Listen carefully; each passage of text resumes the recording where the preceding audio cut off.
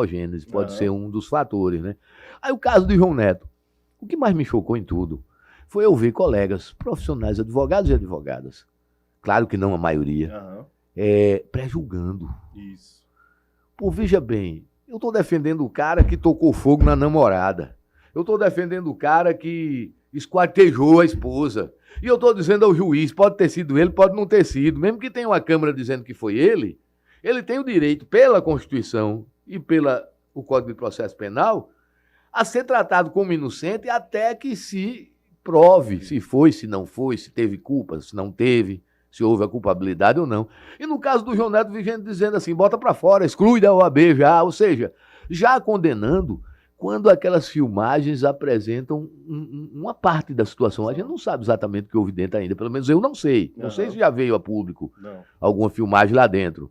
Tudo pode ter acontecido lá dentro. Ele pode até ter espancado a esposa lá dentro, mas pode ter sido uma discussão. Isso. Mas ela pode ter atingido, por exemplo, com um chute nas partes íntimas. Não estou dizendo, repito, não estou dizendo que houve.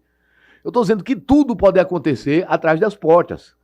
Então, para isso existe um inquérito que vai apurar se tem pelo menos uma demonstração inicial de probabilidade de autoria e se há o crime. Isso. E aí vai haver um processo com defesa ampla. E só depois você pode dizer que o cara é culpado ou não. E aí eu vi colegas advogados e advogadas, à exceção, mas vi, dizendo assim, é um absurdo, ele falava de violência contra a mulher, ele espancou a mulher. Primeiro se disse que foi um soco, e depois, quando saiu a filmagem, a gente viu que não foi um soco. Então a primeira foi uma queda, não sei se intencional ou se por um escorregão, mas foi uma queda. A menina, infelizmente, bate com o queixo, né? no chão. Ao meu ver, ali foi um acidente. Na hora que ele parece puxou, aí caiu os dois, né? Parece ser. Aquilo que eu disse, parece que ele foi meio... ele sozinho, ela cai parece que sozinho. foi meio brusco, mas parece que os dois caíram. Porque ela estava segurando, né? Quando ela soltou... Caíram, perdeu o equilíbrio. Ali, né? Então, veja bem, mas a primeira acusação que se fez, advogado João Neto dá um murro que quebra o maxilar, corta o maxilar da vítima. Essa aí já era falsa. Porque quando apareceu o vídeo, logo depois se viu que foi uma queda. Então, pode ter acontecido tudo lá dentro. Eu, particularmente, eu digo muito, eu abomino a violência contra a mulher. Mas isso tem a ver com formação, como a gente forma nossos filhos, nossas filhas, não é? Eu, por exemplo, não me vejo dando um tapa numa mulher. Não me vejo. Também. Eu tiro até uma brincadeira, claro, graças a Deus nós temos promotoras preparadíssimas e advogadas. Mas se num debate num júri, eu levar um tapa na cara de uma promotora, eu vou sair apanhado. Eu também. Vou pedir, excelência, por favor, consigne, mas eu não me vejo dando tapa. Exatamente. Se for um promotor, eu saio preso. Saio preso porque vou estar me defendendo, mas quando se age contra a autoridade, a vítima é quem se lasca. No Brasil é assim, infelizmente, né? Mas saio preso. Se eu levar um tapa de um promotor, eu saio preso. Acredito também nunca levarei, porque eu só tenho amigo no Ministério Público, né? Mas estou dizendo hipotético. Mas uma promotora de justiça, mulher, ou um assistente de acusação, se me der um tapa na cara, eu saio apanhado. Porque eu cresci com meu avô dizendo em casa, não se bate numa mulher nem com a flor. Então isso é o que foi mais forte para mim, entendeu? Eu não me vejo. Posso agir violentamente contra uma mulher se for para salvar uma neta, salvar um filho. Aí o que eu digo é o seguinte, eu menosprezo, eu sou contra a violência contra a mulher. Talvez nem legítima defesa contra uma mulher eu agisse. Não sei, ninguém sabe o próximo segundo de vida. Exatamente. Porém, é preciso que a gente dê o direito que a gente quer da dúvida aos demais. Eu até disse, e serviu até de crítica, porque eu disse lá na minha manifestação no Instagram, eu disse assim, ó, doutor juiz, cada advogado que já condenou o doutor João Neto, guarde esse vídeo, porque quando ele chegar para um cliente dizendo ao senhor, meu cliente tem que ser tratado como inocente, que é o certo. Aí o senhor disse, não, mas o senhor abriu mão, porque o senhor disse aqui que o doutor João Neto já é culpado, antes dele ser julgado, sem ele ser julgado. Então o senhor tem um grande argumento, doutor juiz.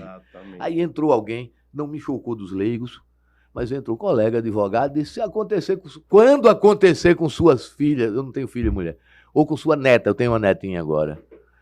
Aí eu me lembrei, uma vez eu dando uma entrevista e criticando a redução da maioridade penal, na Rádio Gazeta, era na época, dia de sábado, o Douglas Lopes, grande amigo, grande programa, e eu falando contra a redução da maioridade penal.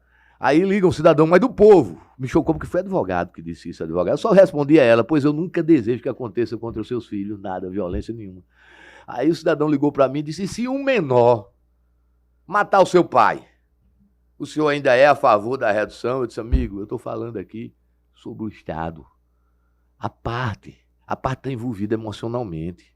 Se um menor matasse meu pai, que já é falecido, infelizmente, e eu tivesse coragem, eu ia matá-lo.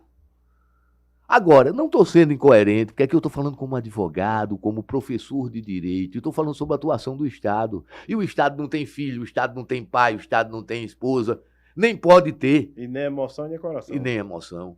E a parte age movida pela emoção. Quantos pais, quantas mães eu já defendi, porque agiram violentamente sem nunca ter tido um ato de violência.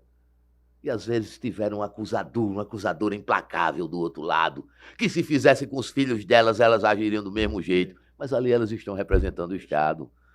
Então eu defendi inúmeros pais e mães que agiram violentamente sem ter um ato de violência na vida para defender um filho. Ou para se vingar de um filho, numa questão de um filho, de uma filha. Num país das incoerências.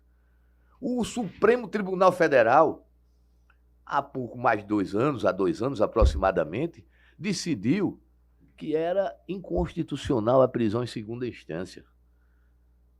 Quando o recurso denegado era inconstitucional. Pouco tempo depois veio o pacote anticrime e o Supremo foi analisar as arguições de inconstitucionalidade e decidiu que quando o réu é condenado no júri, pode ser preso na primeira instância. No primeiro julgamento sai preso. Aí eu dou muito exemplo. Repara a incoerência hoje do sistema aplicado, da forma que é aplicada no Brasil.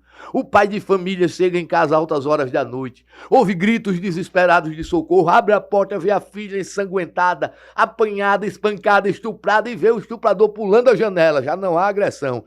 Puxa o revólver e atira nas costas dele. Vai a júri, o júri reconhece o privilégio, mas condena. Aí ele pega 8 anos e 1 mês. O pai sai preso. O latrocinista entra na casa do cidadão, mata pai, mãe, irmão, funcionária, quem estiver, rouba, é condenado a 100 anos por latrocínio. Como é juiz singular, recorre solto. O prefeito desonesto, graças a Deus não tem no Brasil, né? Nenhum, né? O prefeito desonesto mata crianças no hospital porque se apropria para andar de Porsche, para andar de Ferrari, isso, do dinheiro da saúde, do dinheiro da educação. É condenado a 200 anos. Por, digamos, fosse um bocado de fraude, recorre solto, até prescrever. E o pai de família saiu do júri popular. Você sabe por quê? É fazer justiça em cima da pobreza e da classe média. O nosso cliente do júri popular, que não pode recorrer solto, é a classe média, ou pobre.